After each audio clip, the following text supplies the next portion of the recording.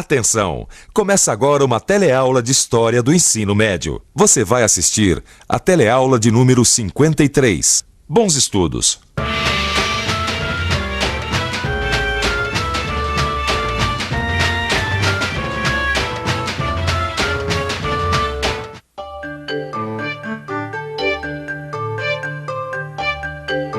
Na teleaula de hoje, você vai ver por que a Primeira Guerra Mundial afetou culturalmente o nosso país. E de que maneira o movimento modernista contribuiu para a formação de uma nova imagem do Brasil, de uma nova fisionomia cultural. E aí, então se liga que a nossa teleaula está começando.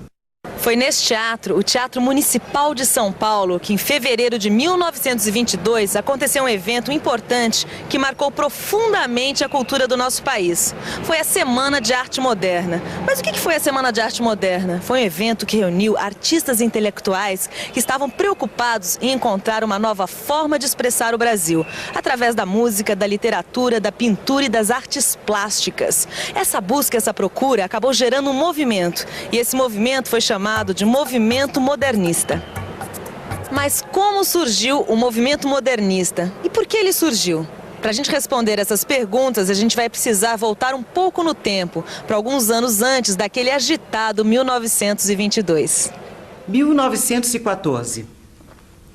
Estamos na Europa. Estoura a Primeira Guerra Mundial.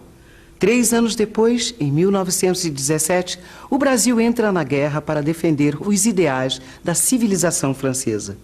É uma época em que a cultura francesa exerce forte influência sobre o Brasil.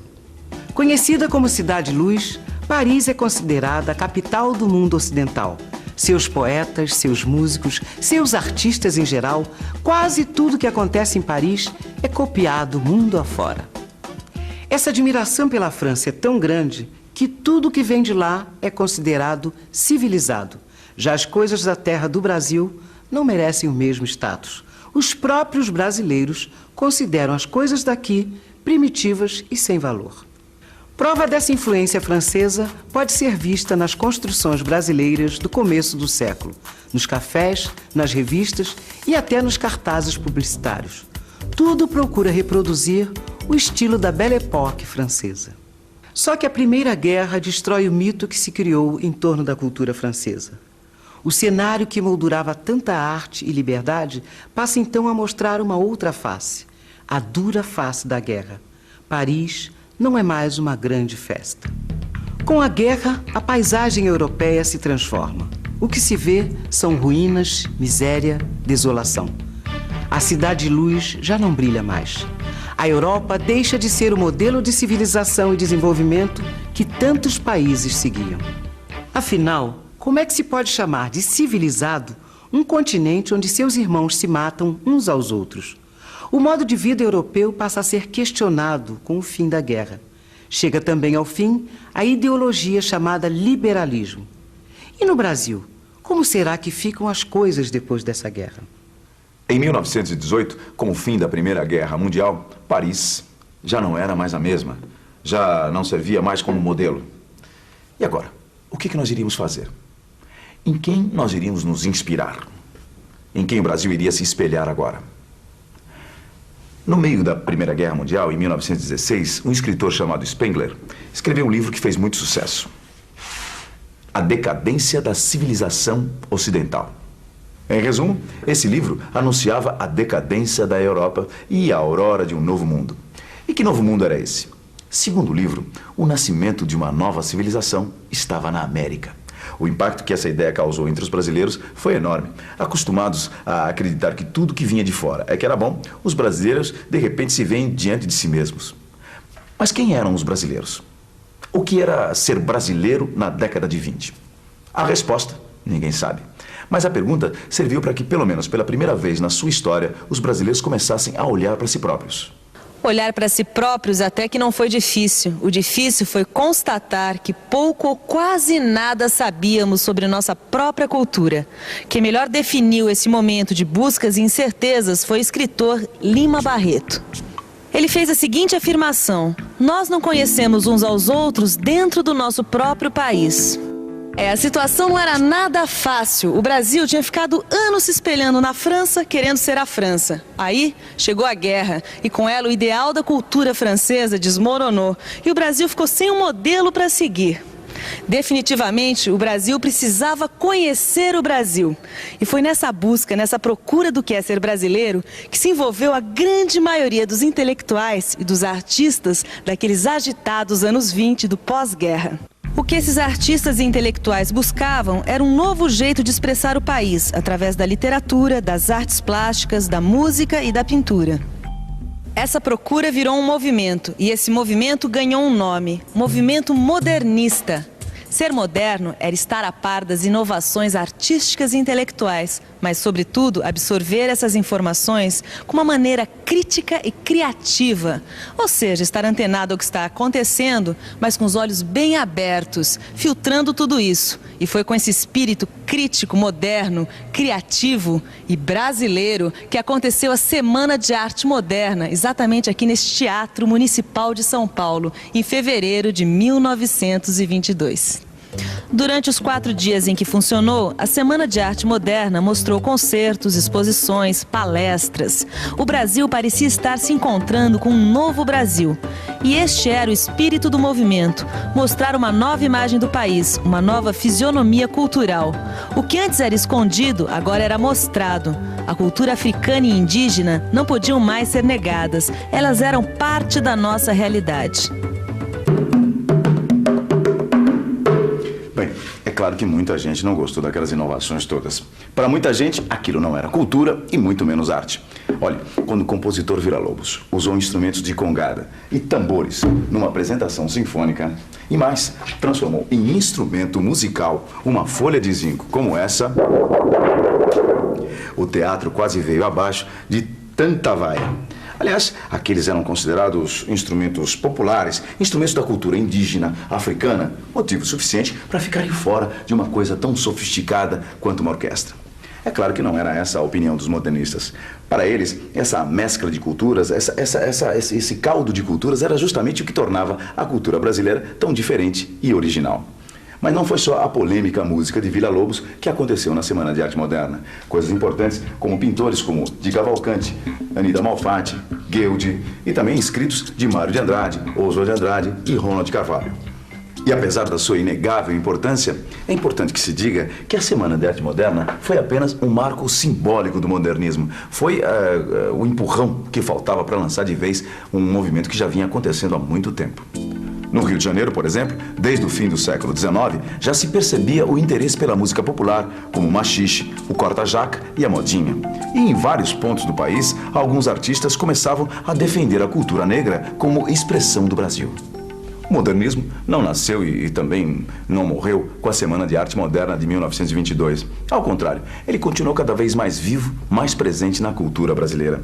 Com o modernismo, a arte brasileira ganhou um novo sentido e passou a refletir as rápidas mudanças pelas quais passava o país naqueles agitados anos 20. Por exemplo, como nos mostra tão bem o quadro São Paulo 1924 da pintora Tarsila do Amaral. As fábricas, as avenidas, o mundo urbano com seus edifícios, suas máquinas, seus luminosos. Tudo corria muito rápido e a arte não podia ficar para trás. Cada vez mais era necessário ousar, criar, reinterpretar. A formalidade dava lugar à ousadia. Mas uma pergunta fundamental, a que detonou todo o movimento modernista, ainda não foi respondida. Lembra qual era? Tudo começou quando o Brasil passou a olhar para a sua própria história, para si próprio. Que país é este? Quem somos nós? O que é ser brasileiro? Será que temos uma cultura própria? Para responder tantas perguntas, os modernistas começaram a contar uma outra história do Brasil, onde o humor e a sátira não podia faltar. Veja só como o escritor Oswald de Andrade contou a sua. Lá vai uma barquinha carregada de aventureiros. Lá vai uma barquinha carregada de bacharéis. Lá vai uma barquinha carregada de cruzes de Cristo. As barquinhas, se você ainda não percebeu, são nada mais, nada menos do que as caravelas de Cabral.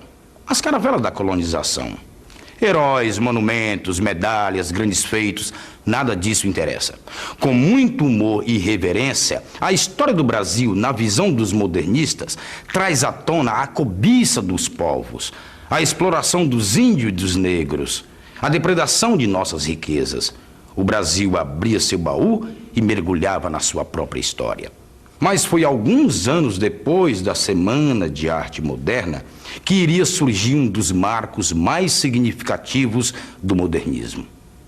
1928. Estamos em São Paulo. Chega às bancas o livro Macunaíma, de Mário de Andrade. Macunaíma é o nome do personagem principal do livro, que até hoje é uma das mais expressivas traduções do que é ser brasileiro. Macunaíma nasce índio, depois vira negro e por fim se transforma num branco. As três raças que mescladas fizeram o que hoje chamamos de povo brasileiro. Além de concentrar numa mesma pessoa o negro, o índio e o branco, Macunaíma também sobrevoa o país num pássaro chamado tuiuiu. Lá do alto, Macunaíma pôde então observar como as regiões do Brasil são diferentes. E é justamente nessas diferenças que encontramos aquilo que o Brasil é. Em síntese, o que Mário de Andrade quis dizer com Macunaíma é que o povo brasileiro não é completamente branco, nem completamente negro e muito menos completamente índio. O brasileiro é um pouco dessas três raças, é um povo em formação. Macunaíma, por fim, nos diz que ainda temos muito mais perguntas do que respostas. Macunaíma tentou fazer um retrato do Brasil, do seu povo e da sua cultura. Um retrato um tanto quanto polêmico.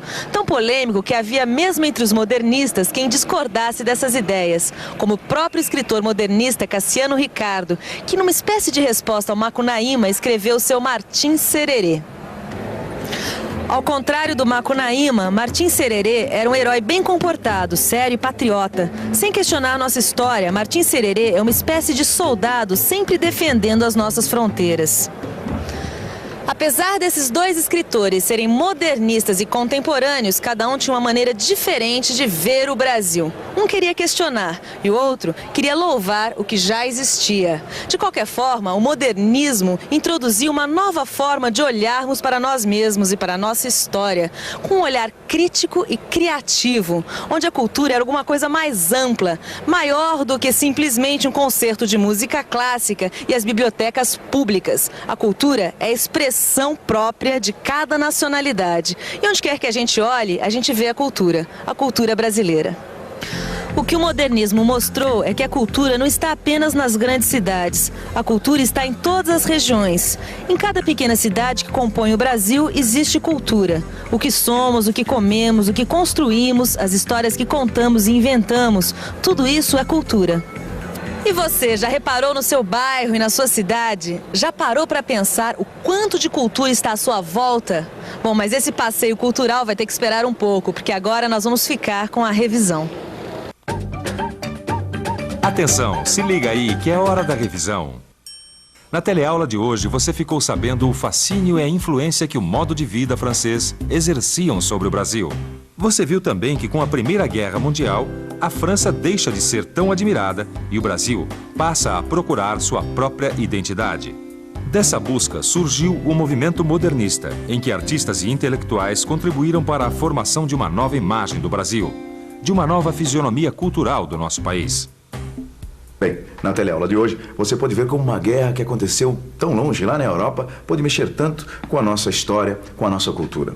É que na história, você já deve saber, ou as coisas acontecem mais ou menos assim, um fato puxa o outro, uma ação desencadeia a outra e por assim vai. Mas não foi só com a cultura brasileira que a Primeira Guerra mexeu. A nossa economia sofreu e muito os efeitos da Primeira Guerra Mundial. Mas esse é um outro assunto. Um assunto para a nossa próxima teleaula. Conto com você e até lá.